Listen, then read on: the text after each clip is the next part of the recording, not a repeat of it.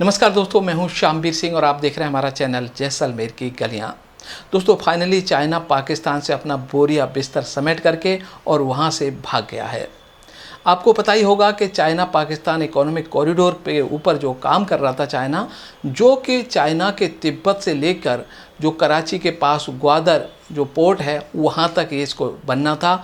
और इस हाईवे के दोनों तरफ 10-10 किलोमीटर तक बहुत सारा विकास होना था। यहाँ पर बहुत सारे शॉपिंग कॉम्प्लेक्स, होटल्स वगैरह बनाए जाने थे। और अब तक चाइना इसको ऊपर लगभग 27 अरब डॉलर का खर्च भी कर चुका था। लेकिन लगातार चाइनीज इंजीनियर और चाइनीज जो लोग हैं उनके ऊपर आतंकवादी घटनाएं बढ़ रही थी। और अभी हाल ही में एलईडी ब्लास्ट हुआ था जिसमें बहुत सारे चाइनीज इंजीनियर मारे गए थे। और जो पीओके के अंदर जिनका हाइड्रो प्रोजेक्ट के ऊपर जो काम कर रहा था चाइना, वहाँ भी ब्लास्ट हुआ था और वहाँ भी कई चाइनीज इंजीनियर मारे गए थे। तो चाइना के जो इंजीनियर मारे जा रहे थे, इससे परेशान होकर के चाइना ने अपना बोरिया बिस्तर समेट लिया है। और जो अब तक खर्च किया था रुपया लगभग 27 अरब डॉलर, और उसको पाकिस्तान को बोल दिया है कि आप हमारा ये पैसा चुका दो। अब पाकिस्तान के लिए समस्या ये खड़ी हो गई है कि अभी तक इस जो कॉरिडोर से 1 रुपया भी वापस नहीं आया है, काम भी पूरा नहीं हुआ है। तो ये 27 अरब डॉलर चुकाएगा कैसे? ये बहुत बड़ी रकम है पाकिस्तान जैसे देश के लिए। और अब चाइना सोच रहा है कि हमारा पैसा कहीं डूब न जाए, इसीलिए पाकिस्तान के ऊपर दबाव डाला जा रहा है। और पाकिस्तान चाह रहा है कि अब हमें कोई दूसरा साझेदार मिल जाए जो सीपैक को पूरा कर सके। और चाइना पाकिस्तान पहले तो कई बार भारत को भी इसमें इन्वॉल्व करने के लिए सोच रहे थे कि भारत भी इसमें शामिल हो जाए, लेकिन भारत ने विरोध इसलिए किया था कि ये पीओके से होकर के गुजर रहा है और पीओके भारत का हिस्सा है।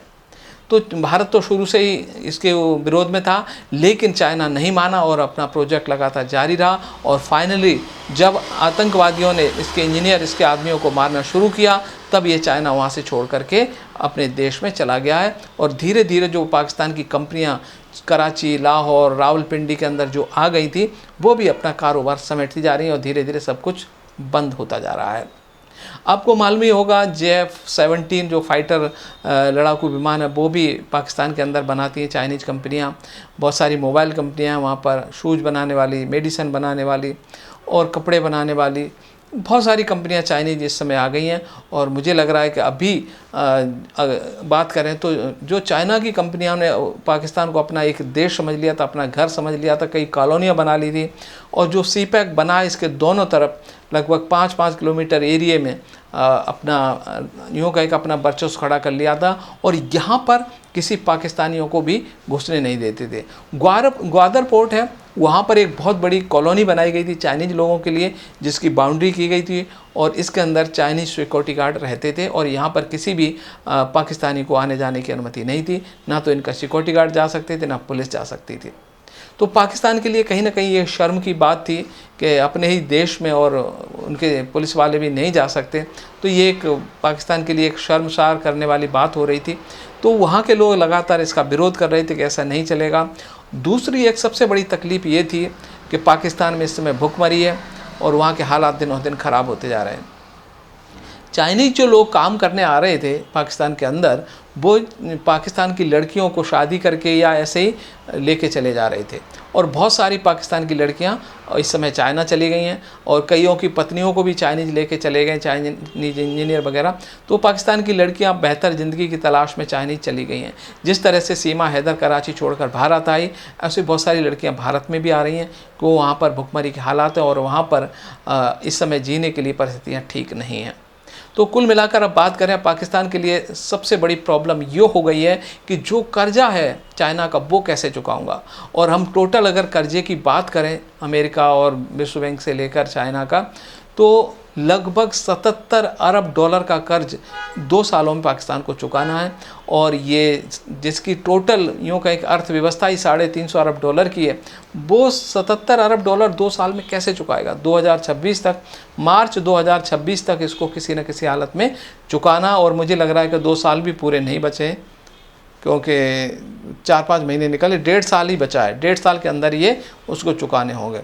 अभी पाकिस्तान के लिए इंपोर्ट करने के लिए पैसा नहीं बचा है। आपको पता है कि पेट्रोल पंप की भी वहाँ पे किल्लत है, पेट्रोल पंप पे पेट्रोल नहीं है, बहुत सारी चीज़ें पाकिस्तान में हो रही हैं, गेहूँ नहीं है, खाने दवाइयाँ नहीं हैं, और तो हालात इतने बिगड़ते जा रहे हैं। वहाँ पर जो कंपनियाँ बंद हो रही हैं, इसलिए बेरोज़गारी भी बढ़ रही है। तो पाकिस्तानी लोग इतने परेशान हो गए, तो करें क्या, और भारत से गुहार लगा रहे हैं कि जिस तरह से पीओके के लोग कह रहे हैं कि यदि भारत अपनी बॉर्डर खोल दे तो वहाँ पर चले जाएं और हम कम से कम खाना तो खा सकें। जो भारत सरकार है वो अपने लगभग यूँ कहें कि 80 करोड़ लोगों को फ्री में राशन दे रही है, और कुछ चीज़ें और भी दे रही है। एक राशन किट आती है जिसके अंदर मिर्च, मसाला, नमक, तेल, साबुन चीज़ें देती है, और उसका कोई पैसा नहीं लिया जाता। लेकिन 5 किलो चावल और 5 किलो गेहूँ हर नागरिक को फ्री दिया जा रहा है, और ये आबादी लगभग 80 करोड़ है। तो ये 10 किलो राशन तो फ्री मिलता ही है, और अन्य सहायता भी मिल रही है, जैसे कि किसानों को 2000 रुपये हर 3 महीने के बाद मिलते हैं, विधवा पेंशन है, बहुत सारी यहाँ पर योजना चल रही हैं। लड़कियों के लिए साइकिल मिल रही है, मुफ्त की शिक्षा मिल रही है, दवाइयों के पैसे नहीं लगते हैं। तो यहाँ जितनी सहूलियतें मुझे लगता है कि अमेरिका में भी नहीं होंगी, और भारत की इकोनॉमी थोड़ी और ग्रो करेगी। तो मुझे लगता है कि यहाँ पर जो नागरिक हैं जो कुछ नहीं कमाते हैं, या बेरोज़गारी भत्ता भी यहाँ पर शुरू किया जा सकता है, जो कि 1000-1200 रुपये से लेकर के इसकी रकम 3000 तक हो सकती है। तो मैंने आज जो आपको बताया कि पाकिस्तान में हालात बहुत ख़राब हैं, और फाइनली चाइनीज़ जो कंपनियां और चाइनीज़ जो लोग थे, इंजीनियर वगैरह, वो सारे पाकिस्तान छोड़ चुके हैं, और थोड़े बहुत इंजीनियर और कर्मचारी बचे हैं, वो धीरे धीरे अपना सामान समेट करके ट्रकों में भर भर के और पाकिस्तान छोड़ करके जाने लगे हैं। और लगभग यूँ कहें कि 80% चाइनीज़ लोग वहाँ से जा चुके हैं, और 20% लोग बचे हैं, वो भी इस महीने निकल जाएंगे।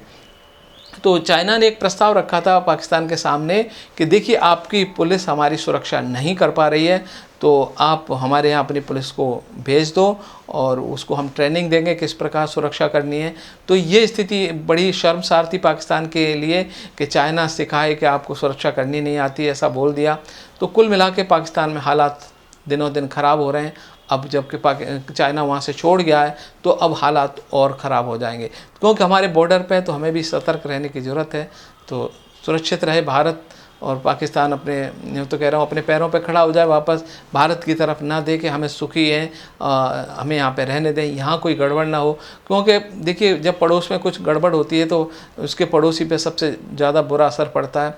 बांग्लादेश में जब भुखमरी के हालात थे, तो बांग्लादेशी यहाँ आए थे। 1971 में जब पाकिस्तानी बांग्लादेशियों को मार रहे थे, तब भी बहुत सारे बांग्लादेशी, जिनकी संख्या करोड़ों में थी, भारत में आए थे। तो भारत सरकार ने उनकी देख रेख की थी, उनके रहने को घर दिया था, और आज भी बांग्लादेशी भाग भाग करके भारत में आ रहे हैं। और बहुत सारे लोग यहाँ, करोड़ों, ऐसा माना जाता है कि भारत में लगभग 2 से 3 करोड़ बांग्लादेशी और बर्मा के और आसपास के लोग यहाँ पर शरणार्थी के रूप में रह रहे हैं। पाकिस्तान से हिंदू शरणार्थी बहुत सारे आ गए। जैसलमेर में भी 20-25 हज़ार शरणार्थी जेठवाई और किशन घाट के अंदर यहाँ पे रह रहे हैं, आप जाके देख सकते हो। तो भारत के ऊपर बोझ तो पड़ता ही है जब पड़ोस में दिक्कत होती है। तो हम तो यही चाह रहे हैं कि जल्दी जल्दी पाकिस्तान के हालात सुधर जाएं और भारत पे अतिरिक्त बोझ ना पड़े। और अब मैं कल फिर लेकर आऊँगा कोई अपडेट, तब तक मुझे दीजिए इजाज़त। नमस्कार।